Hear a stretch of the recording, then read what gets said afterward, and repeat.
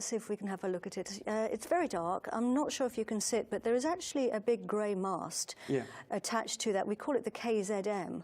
What's it doing? Yes, well, it includes, in fact, the umbilical links.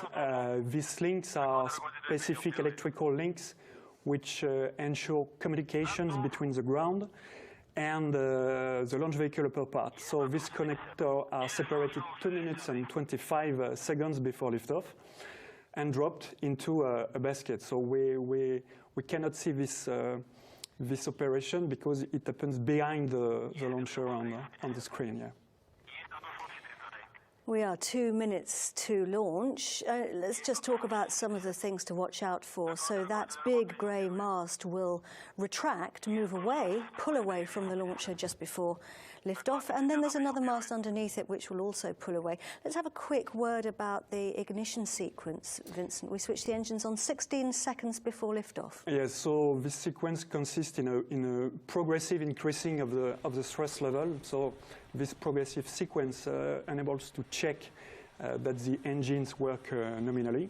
So the ignition 16 seconds before the liftoff, then a preliminary thrust level 20% at 11 seconds before liftoff, then intermediate thrust level 85%, 4 seconds before liftoff, yes, and finally the full thrust level at the liftoff time. Known as Pusk. Pusk, yes. So 1 minute, coming up to 1 minute to the launch of our satellites, David. This is your second batch about to lift off. So this is obviously remarkable. It's fantastic to see the rocket. I'm excited on many levels. I think for OneWeb, this isn't that we've waited a year for 34 satellites. We've waited for a year so that we could build 34 satellites a month.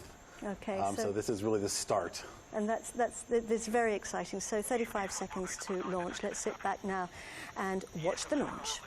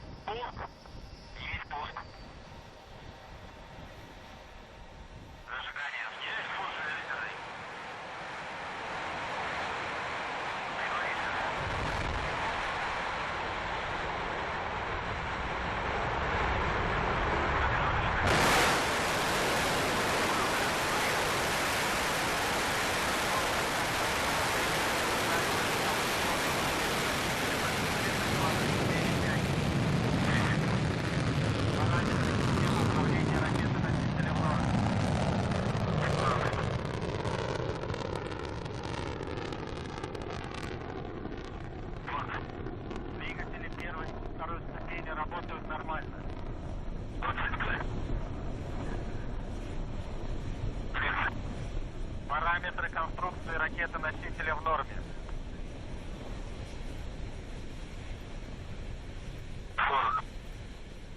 Стабилизация изделия устойчивая. And there she goes. The next 34 OneWeb satellites have begun their journey.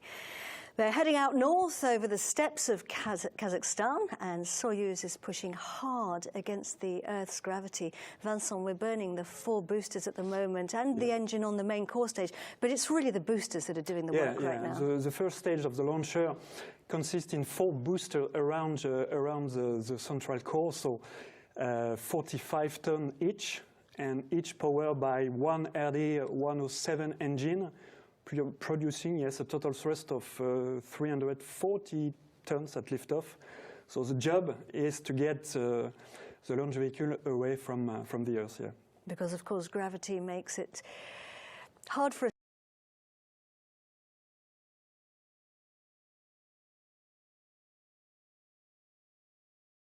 Off. How are you feeling now?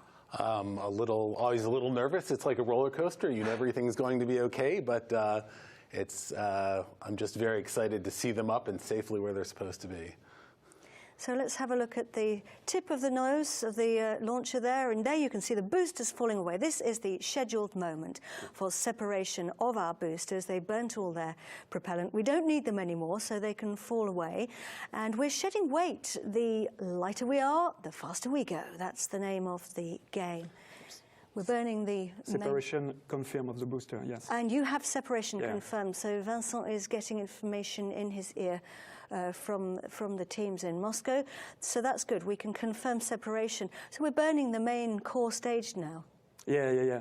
So this is the flight of the second stage of Soyuz, so the core stage, and during approximately 3 minutes, and after that, so the next stage. Yeah. And we said you're getting information in your ear. Where is that coming from? So it comes from teams in the CVI. So CVI in French, it's Contrôle Visuel Immédiat. So it is an operational team who is tracking the launch vehicle and receives the telemetry data from the launcher, so they can consequently confirm when the major events have occurred. And at the Guyana Space Center, the CVI team have their offices on a hill so that they can receive all the telemetry, the information coming from the launcher. But of course, on this occasion, they're in Moscow, in the Mission Control Center there, which is known as TSUP. I believe that's where they are. So we were looking earlier, we could see the top of the launch vehicle. Let's see if we can have a look at it now. We call it the fairing. Maybe we can see the pictures of the simulated pictures. Look at the right-hand side of the launcher, the top of the launcher. The fairing is encapsulating our satellites with their special dispenser, and it's protecting everything inside it from the rigors of the launch. Vincent, what kind of things? Yes, the fairing has several jobs. So most notably, it's protecting the satellites from the severe condition of the launch and atmosphere. So the acoustic vibration at liftoff, so very loud vibrations, and also friction when the launcher is flying through the dense part of the atmosphere at very high speed. Very, very high speed. We're traveling at speeds of kilometers per second. We will be reaching 8 or 9 kilometers per second later in the flight. So we're coming up, the next thing that we will be expecting is for the fairing to separate, because we're now getting to over 100 kilometers above our planet, which means that the friction which Vincent was telling us all about is no longer an issue, and we can separate the fairing. You can see it there. We've also separated, this is also the scheduled time to separate the second stage, and hopefully, Vincent, you'll be able to confirm that for us. But David, the captain has switched off the seatbelt signs. We're in space. It took us less than 5 minutes to get there. David, you can see your satellites for the first time. Do you want to tell us what we're looking at here? Sure. So what you can see there is the 34 satellites on the right and the frigate, which they're attached to, and we still have the third stage pushing it along. But the 32 satellites are all held onto there, and we're going to release them, as you saw earlier, from the top. So first the top two from the top hat, and then the rows going down there. There's sort of this trapezoidal shape, this sort of truncated triangle shape, so that they fit neatly on the dispenser, so that we could build the satellite with the maximum possible volume and still fit efficiently a large number of satellites under the fairing for this rocket. So when you say they're a trapezoidal shape, could you say they look like a pyramid with the top cut off? Yes, absolutely. Or as I was growing up, it was like a slice of pizza that my brother got to first and took 3 bites out of the end.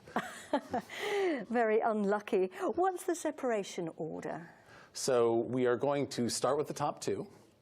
And then we're going to work away from the top down to the bottom. So the top two, and then 4 on the first ring, and then the last 4 on the first ring, and sort of interspersed. So you get 4 coming out in right angles to each other in 4 opposite directions. And how do they actually separate? So the separation is done using a very tried and true technique called explosive bolts. And these are actual bolts, like a bolt that you thread onto something, and they are actually installed at our factory. And they have a little pyrotechnic in there, and there's a signal that will be sent from the frigate at the right time to explode the bolt, and suddenly there's nothing holding the satellite in anymore, and there's little springs that push the satellite very gently out. I always think it's amazing, really, because when you see the images on the screen, it looks like everything's traveling quite slowly, but of course it's all traveling very quickly up there. But what we're effectively doing then is pinging the satellites out into space and giving them that push. a very, very gentle push. When you see the simulated results, it looks very stately. It's a very calm process. And David, can you just talk us through the parts of the satellite? Sure. If we could pull up the picture of a OneWeb satellite. So this is a picture of one of the OneWeb satellites after it's been deployed. So when it's in the dispenser, the antennas are folded up, and the solar panels, the wings there, are folded up as well. When it comes out, everything is going to deploy. And you can see here all of the important parts that make the satellite work. So you've got the solar panels on the outside, which generate the power. You've got on the bottom this sort of deck of cards fanned out look. Those are the user antennas. Those talk to the user terminals on the ground. And then the two sort of round TV dishes on the top there that look sort of to me like butterfly antenna, I can't get that image out of my mind, are what attached to the gateway. So, and there's electronics in there to boost the signals through from one antenna to the other. So it's a very, I don't want to say a simple design, obviously a lot went into it, but there's a certain economy of design that went into these satellites to get them so small. Vincent, have we had any information yet? Yes, we have some confirmation. So we confirm that the Soyuz works nominally. So we are now in the third stage flight, and everything is nominal. So when we say everything is nominal, of course, that means that everything's going according to plan. Yes. Which is great. So we're coming up on the next stage, or the next scheduled stage, which is the third stage separation. And I just want to, you may have noticed when you saw the launch vehicle on the ground, there's actually a sort of a lattice section, an open section between the second and third stages. We call that a hot stage technique, because when it separated the second stage, it actually switched the third stage on first before it separated the second stage. But this is now the scheduled moment to separate the third stage. So we are shedding weight again at the third stage, shutting its engine down. That's what it looks like up there. And we're really starting the next phase of the journey now, because the frigate upper stage, which is that gold structure that you can see, is going to take the wheel. And it's getting ready to switch its engine on, isn't it? We call it the pre-burn. Yes, and we confirm the separation of the upper composite right now. So there is now a pre-burn of the frigate, the first step, yes, during 55 seconds. It's given a quick burst of acceleration to push the fluids back in the tanks. So like when you accelerate in the car, in fact, you get pinned back against the seat. So after that, we have the ignition of the main engine, and during 4 minutes, and this first ignition, yes, is performed to inject the nose module into an intermediate transfer orbit, which is an elliptical orbit. So let's just talk everybody through that for a second. So we have at the moment, we're going to be going on an elliptical orbit, which is well, you'll have to excuse my bionic hand, by the way. Why don't I try this one, Katie? Yes, you start off here, and you launch up, and then you need a kick to get you into elliptical orbit that will go around like this, take us halfway around the world, and then we get to the top here, we have another burn that will make this elliptical orbit into a circular orbit. Yeah. So that's the reason why we are switching our engine on Exactly, right now, yes. to get us into that orbit. So 11 minutes and 14 seconds into our flight. David, we drop off your satellites at 450 kilometers above the Earth, but of course that's not their actual final destination. They're going to have to travel further. We will be seeing that later, and we will be talking about that later. They're going to be traveling on their own for about 750 700, no. They'll be traveling to 1,200. 1,200. So they'll have to travel 750. Yes, further than last time. Yes. So let's see how our satellites are going to get there and what they're going to do when they actually get to their final destination in space. The following animation shows components of the OneWeb system design. Unlike geostationary satellites that operate